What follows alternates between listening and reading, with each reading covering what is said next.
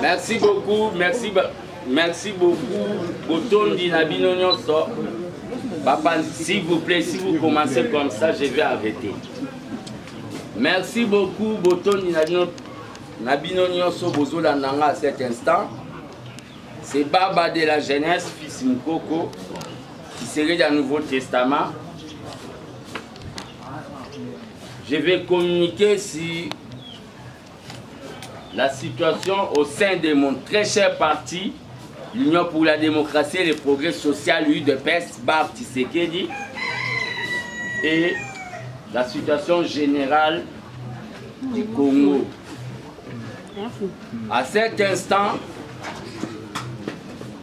je remercie Nzambe pour le rétablissement. Il y a Mokonzi Mboka, Oyo, Azalaki na ba malaise,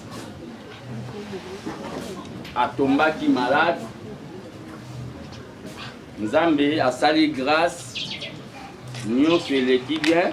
Et je profite de cette occasion pour naïe bisanaba combattants et combattants, il y a eu de pèse en particulier. Peuple congolais nyonso basalaka o baportaka choix na bango sur Félix Tshisekedi bakoka ochaye na mabondeli na tina ete Nzambe abatela ye akokisa mission na ye oyo Nzambe atindaki mpona biso peuple congolais. Et na koti lisusu mpona yebisa na bao babengi ba conseiller ya communication ya Mokonzi Mboka que prochainement batika kopesaka ba communiquer que Mokonzi abeli que Mokonzi ceci batika ba diarrhée verbale Mokonzi peuple ayeba ata salaka petit besoin Mokonzi peuple akoyeba te ke abelaka parce que Azana no babengi magistrat suprême, Azapo babengi commandant suprême ya ba armée tozana guerre, bazana o babengi front bayo kake commandant suprême a obela et ko kitisa bango moral. Prochainement vraiment arrêtez avoir vos diarrhées verbales là. Na bamboke belé ti ba coré pas muta mukuse. Na bamboke belé n'était pas ba Poutine. Kuna bayebi ke Mokonzi azakaka Mokonzi donc pe Mokonzi ba c'est une personne sacrée. Pe tout le monde même na ba vieille démocratie net na ba France, François Mitterrand a Koufaki, mais ça a pris quelques jours pour ba communiquer na ba awa musée à Koufaki. Bande on a biso ya fidèle bazwa katanti basala o badengi remplacement na ende to monaka. Donc faire des communiqués pareils mutum soit linga fatia ko piquer pe crise. Prochainement, il faut savoir ce qu'il faut dire parce que tous en a état o babengi ou na benga état de guerre. Na elelo lisusu surtout kolobela Sony Oyo, quelques militants, il y a eu des pèses, mon parti, au bazomi mona baza gonflé, au bazomi mona ba super combattant, basala ki lobby, na oba bengi parler du peuple. Bato a IDPS Mobondo. Bao balata ki ba bande rouge na kati ya centre-ville ya Kinshasa, place ambassadeur bazalaka. Bato ya IDPS Mobondo Yeteni Longondo avec prénom Covid-19 avec le jeune homme Jacob et à chaleur de l'IDPS. Bato ya IDPS Mobondo wana Oyo bazolinga ba organiser parti mais babandi ko sala désorganisation pe ko vendre ko teka image ya IDPS comme un parti bandit. Basali soni na mokonzi ya mboka na niveau babengi national pe na niveau babengi international pe na lingomba ya babengi international socialiste. Bakei kosalo babengi bagarre banditisme. Bakei kosala kikuluna na babengi siège ya babengi ya institution palais d'IP, terrain non touchable, terrain oyo mutako ko violer. Ils sont allés là-bas à cause ya Kintoki. On a obenga sorcellerie du jour. Attaqué le secrétaire général Augustin Kabouya Mwanabute, honorable. C'est vraiment de la sorcellerie. Oh, balubala boulogie. Augustin Kabouya akendaki ko accompagner ba ticket gagnant yao ba bengi UDPS. C'est-à-dire, M. Idriss Mangala, oyaza candidat, ya biso UDPS comme président ya Sénat. Na M. Topé Kabongo, oyo aza comme questeur, candidat ticket gagnant ya UDPS. Akenda ko accompagner bango bayaki ko accompagner Topé Kabongo. Oyo nazoloba officiellement, tant que baba de la jeunesse, vu tout ce qui se passe, vu que M. Topin est derrière au babengi bande, yaba voyou ya IDPS Mobondo, vu que M.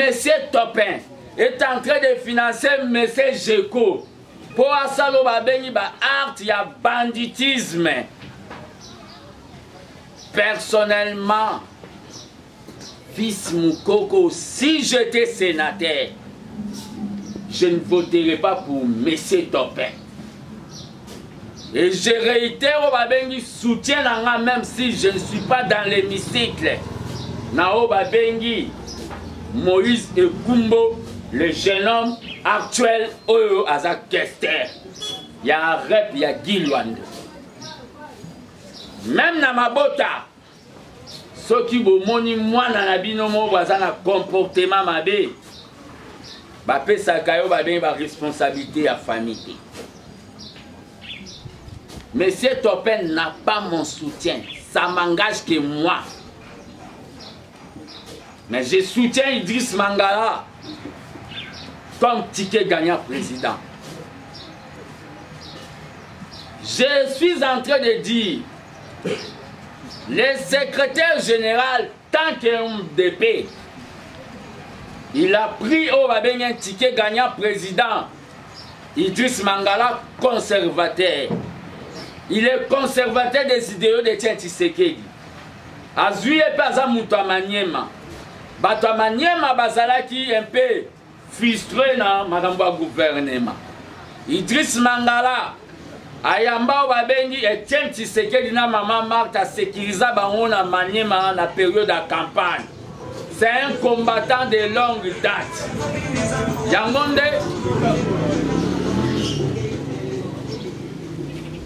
S'il vous plaît, Idriss Mangala c'est un combattant de longue date. Yangonde Bomoni. Et puis si vraiment que Toche Tike gagnant Nabiso comme président, Yao Babengi, ya Sénat. Les lobes combattants, de manière officielle, M. Topin et Obabengi, ticket gagnant à UDPS, on a soutenir. La démocratie, c'est la loi de la majorité, protection de la minorité. Nazo soutenir yété. J'ai mes raisons d'en soutenir yété. Ma raison n'a pas. Monsieur Topin, l'air azalaki na président de la République, a komaki o babengi barrière pour na ba combattant pour ba mona mokonzi ya mboka. Monsieur Topin, azana kati ya ba makambu oyo ya ba forage. Bino mo bouti koyoka. Mokonzi ya mboka ndenga lobi makambu ya ba o bazo bambela Nicolas Kazadi. Alobi bazo bambela. C'est pour cela votre collègue, entre guillemets, parce qu'il n'est pas professionnel comme vous, c'est un laborantin. Israël Mutombo, c'est un laborantin en Mesa. Ce que Senga Kimbongo, ce que a besoin de Mbongo, Atika pour ça, la chantage, na Kombo, Yaoba Bengi, monsieur le ministre honoraire Nicolas Kazadi. Sinon, il sera traduit en justice. Parce que la justice, pour Abanda Koloba, s'il manque de choses à dire, à ça la table télé-réalité. Dans le moment où on est Koloba, le CG tant qu'un homme de paix, c'est ce que je voulais dire. À saliété, à tenir compte, dans les combattants à la diaspora, où on va représenter notre Topin, Kabongo. À tenir peu compte dans les combattants, il y a Congo Awa, où on va représenter le président Tike Ganya Idriss Mangal. Moi, j'ai eu au Babengi, ma réserve si Topin, parce que un combattant doit avoir au Babengi les fondamentaux, il y a les pères solidaristes. Vous savez, un jour, quand on m'avait accusé, l'air dans le bas qui va combattre pour se faire justice, c'était dans 100 jours, il y a M. le Vital Kamel, président de l'Assemblée nationale actuelle. Au départ, comment non, on a mon été. Même les ministre de l'économie, non, on a dans le cabinet. Mais j'avais donné mon point de vue là-bas qui va combattre à la juge T. Des bandes de INC va se surchauffer. Un jour, j'ai appelé M. Topin. C'était pour demander audience au président de la République. Abiko Benga Angate qui n'est pas caméra. C'est comme ça qu'on pouvait répondre à un combattant. Il a fait ça chez beaucoup de combattants. Il m'a répondu qu'au Bengangate, qu'il n'est pas caméra. Il m'a taxé des caméristes. Mais aujourd'hui, où est caméra? Dans les institutions. Donc, je ne peux pas, moi, appuyer un type comme ça, même si mon parti politique est placé comme ticket gagnant. Donc, mon choix est sur Moïse et Kumbo Oyo, Aza, actuel questeur, et jeune, il peut bien représenter au Babengi la jeunesse congolaise. Par rapport à Mambozo le Ghana Sénat, Samaloukonde. Pourquoi les gens veulent jouer avec tous les 11 maillots dans un terrain de football? Au bêta 2, au Komongo bêta 9. Samaloukonde, aux Zoloba Mamouya ba poids politique. Sur le plan pourcentage, Katanga na grand format nango. Na ba Jekamine, na Prestige, na Bambongo Zoy comme premier ministre. Le président a veillé que 17% na Katanga. Quel est le travail au Abataki pour le président, n'est-ce pas, ce grand Katanga? 17%. Le président Jean-Pierre Mbemba, ça va travailler à ma casse à niveau de l'Équateur. Partout, c'était dans des trentaines. Mais au Katanga, c'était 17%. Quel poids politique? Poids léger, mais aux Arabes, à titre Gaïa, Premier ministre. Ne comparez pas le poids politique avec le titre. Au pays, en cavalier solitaire, n'a idée que l'IDPS a présenté son ticket gagnant, Idriss Mangala, parce qu'il est au Babengi première force dans le Sénat. Et le président du Sénat, Azar Babengi, le suppliant automatique, il y a président de la République en cas d'empêchement. Nous ne pouvons pas laisser ça. Na bateau bazan na ba famille nous nzete ya tozwi yango tiango na mai pendant 100 ans ekobongwa na ngando te basama lukonde bauta ferme ya Kingakati c'est un fermier akotikalaka fermier sama lukonde liboso ya Kabila okokolobe loko te ça je vous le dis mais babiso bafils ngo liboso ya Kabila na otale na misu parce que je n'ai pas de dettes vis-à-vis naye je n'ai pas de parties signées vis-à-vis naye. Donc Sama Lukonde, ce que vous êtes en train de chercher là, et zola qui sake, na bambongo zwaki na primature, na bambongo zwaki na primature, na gouvernement na yo tchaki ya ba warrior wana, au sur le plan ya nzungu ba congolais, et ça le côté ba congolais ba mona viandité. Sur le plan nyonso ba mona pe lo côté makambo zo luka yeba ko supporter charge wa pourquoi yo zo moter les médailles de pes. Je demande à tous nos sénateurs ben les choses ça na sénat toyo cannabis sote ke mutu apesa kimbo bakaro soki bagito ozalaka na sona soyebi komo traiter bato kuna oyo komi kester mama olingo koma kester à vie tozo kozo planifier kosomba 60 jeep ya 60 000 $ pour pesa ba sénateur na yango nazo koyebisa na ba sénateur tant que baba de la jeunesse congolaise soki toyoki solo qu'il y a eu corruption sachez très bien cheval de bataille nanga pendant 5 ans et kozala ya kosinise peuple congolais minkanda na tina ete baboma sénat tokoma na babengi chambre unique neti na Sénégal na kozwa travail wana les gens vont signer parce que bino il faut bozala bato bozo pesa exemple na mboka donc attention na o babengi toute corruption oyo ko s'est passé. Na makambo elekali na palais du peuple.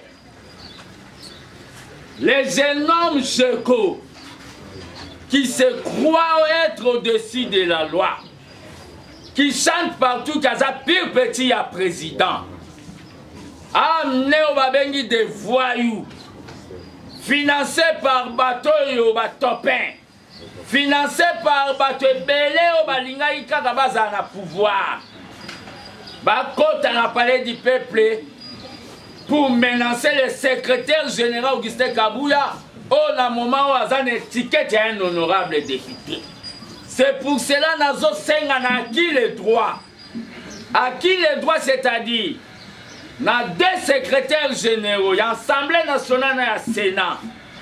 Bako Kakosa la plainte. Nazo senga na justice congolaise na Constant Moutamba va se saisir du dossier. Je dois répondre na ba acte, il y a des vidéos qui circulent. Il doit répondre na ba acte, il y a banditisme. Quelle est l'image que nous allons donner na Obabengi démocratie congolaise? Il faut répondre. Pour ceux qui sont en train de dire que na moment oh, le président a abandonné les combattants à force du progrès. Oh, comment il y a acte, il y a banditisme. Le Congo n'est pas l'Haïti. Et je suis en train d'interpeller l'autorité politique. Oh, Bengi monté à Koulouna. Le VP intérieur, Germain Chabani, monté à Koulouna. Botalandenge Lelo Haïti comme un gouvernable. C'est-à-dire l'État n'a plus la force vis-à-vis de Bagank Bakuluna. Le problème qu'il y a, c'est quoi? Makamboyo, la force du progrès antibal Basalaki. Vous ne savez pas. Allez vers résidence. Il y a un président honoraire. Beaucoup risquent de ça. Mais c'est Kabila ou Azad a intention à ma raison ya kosala ou quelque chose. Je suis en train de vous le dire. L'histoire se répète. Je parle tant que prophète politique. L'histoire se répète comment? Lissouba, il a eu le pouvoir. il a tenté, moi j'étais en exil à Brazzaville. Il a envoyé ses hommes vers Mpila chez Sassou. C'était là le début de la guerre du 5 juin. Laissez Kabila, il est déjà fragilisé. Il a peur même d'habiter dans Mene à Kingakati. Parce qu'il sait très bien qu'il a des dettes morales vis-à-vis du peuple congolais.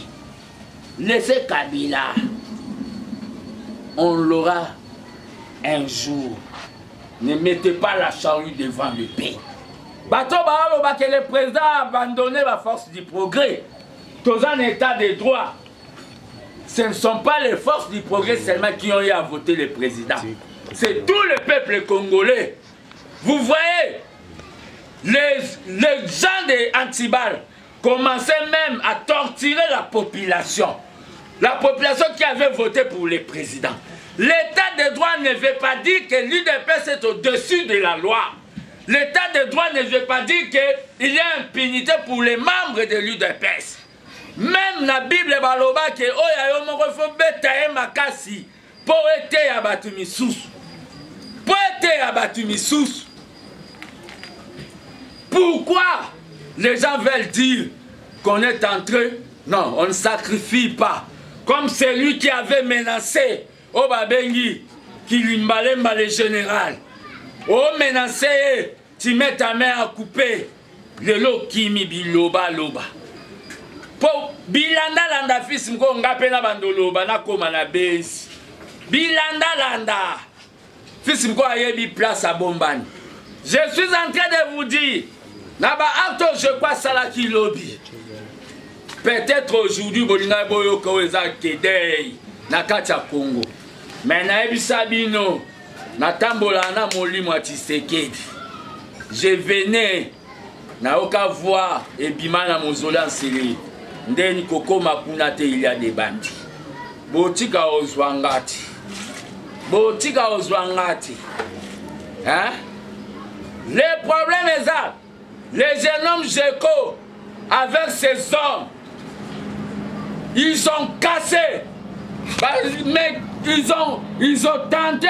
Yakosalo Babengi assassiné le secrétaire général Augustin Kabouya.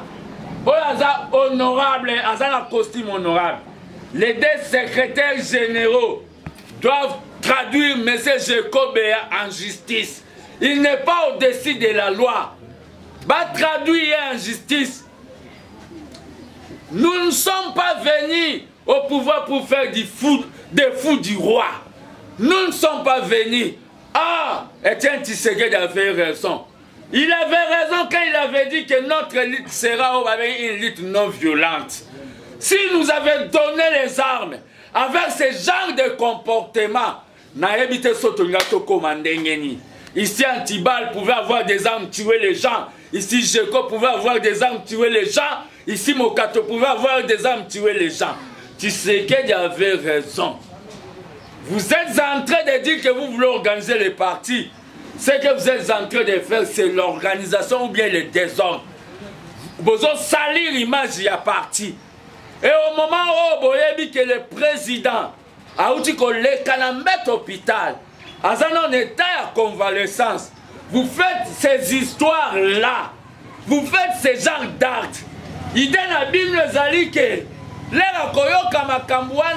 choqué ça là, de toi Koufa, n'allez pas couper ce côté dans la marque et Boussalak. Je n'ai pas dit que je souhaite la mort du président. Il dit na bino le bozo linga, bozo ça va désordre. Le président quand il va attendre ça, la situation où tu colles les cassicos, moral les amis. Je sais très bien que vous n'aimez pas Oyo Balobi Augustin Kabouya. Je sais très bien que vous ne l'aimez pas. Bozo Lingaba fouta la monnaie de singe. Au moment où a sali le lot, quand même il dépêche comment respecter sur le plan d'État. Il y a pouvoir d'État. Je le sais très bien. Mais, le lot Maman Martha Lobby, que c'est la convention démocratique. Vous n'avez pas respecté même Maman Martha. Vous êtes allé encore faire plus que ce que vous pensez faire. Nao babengi parlement. Ça ne doit pas passer comme ça. Ça ne doit pas passer comme ça. Ça ne doit pas passer. Ils doivent être traduits en justice. Ben à un moment oyo, Otozoloba, ils ont cassé, ils ont vandalisé. Bah ça la teinte na vie avec un secrétaire général. Je parle même pas du secrétaire général, un honorable député. Au moment, il accompagnait les tickets gagnants de l'UDPS et votre topin là, qui vous donne beaucoup d'argent pour que négociala, bah Artuana. C'est votre topin là. Si on l'a placé comme questeur, c'est pour respecter seulement les combattants de la diaspora, que j'espère déjà ils seront dessus. Bah ebi comment topin ça la paix bah toi diaspora barrière pour bah y a un projet pembe ya mokonzambo.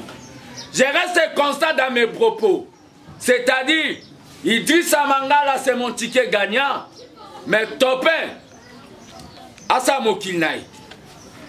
Je soutiens oh babé Moïse et Kumbo. Na moment Tozoloba c'est la honte.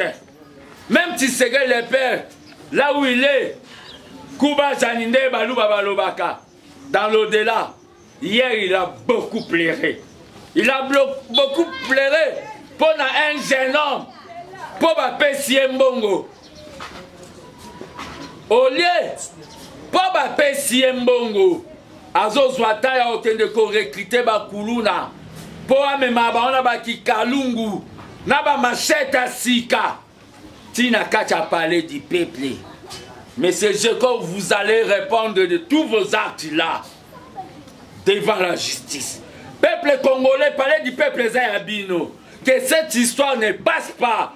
Va tourner à la page 90 comme à la page 91. Et passer. Et le corps, ça ne doit pas passer. Toujours, même bande, Yabatou. Vous n'aimez pas l'IDPS. Vous n'aimez pas l'IDPS. Nous sommes au Babengi, Bayaya, Parti Missous, et le connu toté à un moment. Et le connu toté à Bango. Objectif na Bango, Yamaka Césarine. Comme Kabouya va accompagner le secrétaire général, comme Kabouya va accompagner les tickets gagnants. Tout ça, la art, il y a vandalisme. Na niveau, il y a parlé du peuple. Pour les mots Konzambo, Kayo, Kabon, à la décision, il y a Olongolai. Ça vous reste, t'as là, tout niveau, il y a plan. C'est-à-dire, Ndebazawana, Jeko, tellement Zumbongo, il y a bateau, Bazo, Lukamutu, il y a Kabouya. Aza, après même, il y a Robomata, 10 combattants. Pour Alobaga, que Kabouya, Moukassali, Yango, pour Balongola, Kabouya. Mais Nzamba va permettre en côté. Nzamba va permettre en côté.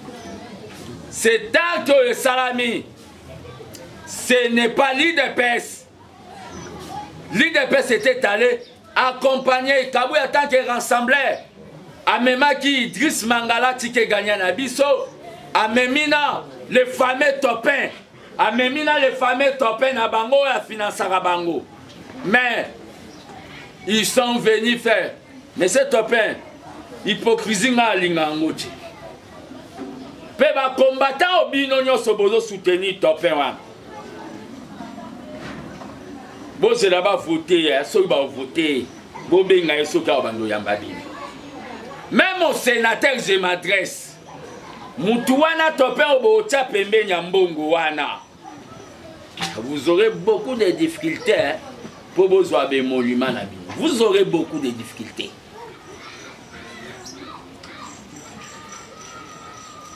Personnellement, je ne sais pas là où Topin a lutté dans la diaspora. Personnellement, je habité sur la Venezuela, sur la Costa Rica, sur la Colombie. Personnellement, je ne sais pas.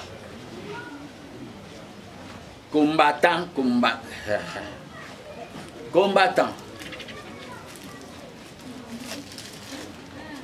Sonyo bozoyo kisa mokonzi ya mboka. Sonyo bozoyo kisa. Je go tirer qui dans ces pays? Tirer qui? Copier n'est pas égal. Pe ba époque kokanité. Tu es en train de copier le salaire du PPRD. Tu es dans un parti démocratique, tu copies. J'attends que vous me tuez. Non, c'est la bobo manga. Nazo c'est la bobo benga téléphone, au biki. Nazo c'est la bobo manga. Vous comprendre que nazasu ya famille nangati. Mais na koma ya famille ya ba Congolais, ya ba Congolais. Nazo c'est là. Je veux que la justice soit faite.